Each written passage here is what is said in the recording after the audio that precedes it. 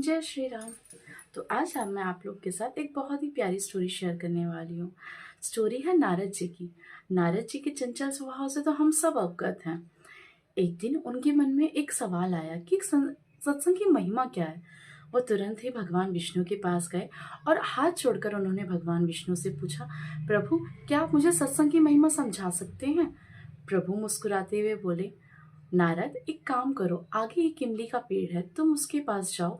वहां पर एक रंगीन प्राणी है, वो सत्संग की महिमा जानता भी है और तुम्हें समझा भी देगा।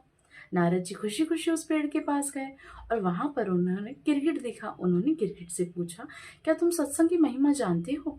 यह प्रश्न सुनते ही गिरगिट जमीन पे गिर पड़ा और छटपटा के उसकी मृत्यु हो गई। नारद जी बड़े आश्चर्यचकित हुए। वे दौड़ते दौड़ते भगवान विष्णु के पास गए और उन्होंने प्रभु को सारा वृतांत सुनाया। प्रभु फिर मुस्कुराए, बोले कोई बात नहीं नारद, इस बार तुम नगर के धनवान के पास जाओ। उसके पास एक तोता है, वह तुम्हें सत्संग की महिमा समझा देगा। इस बार नारद जी बड़े घबराते हुए गए, क्योंकि पिछली घटना से वो बड़े व्यथित थे। वे गए और उन्होंने उस तोते से पूछा, हे तोते क्या तुम मुझे सत्संग की महिमा समझा सकते हो। यह प्रश्न सुनते ही तोता भी जमीन पे गिर पड़ा और उसके प्राण पखेरु उड़ गए।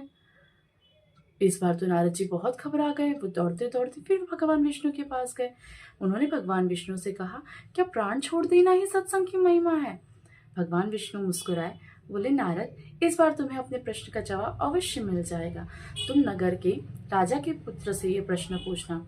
नारद जी नगर में गए। राजा को कई वर्ष बाद पुत्र की प्राप्ति हुई थी और नगर में बड़ा हर्षोल्लास भी था।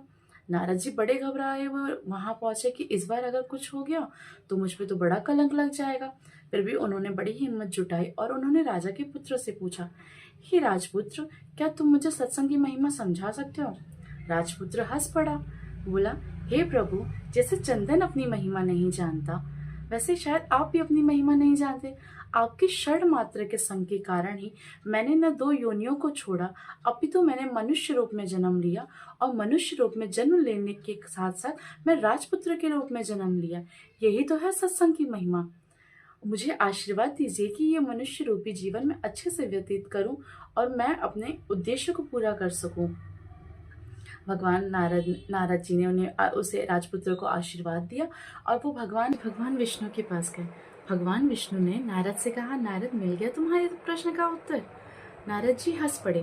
विष्णु जी ने कहा, यही तो है सत्संग की महिमा।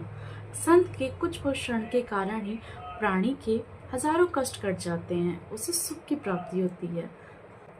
जय श्री राम। अगर वीडियो अच्छा लगा हो तो वीडियो को लाइक करें।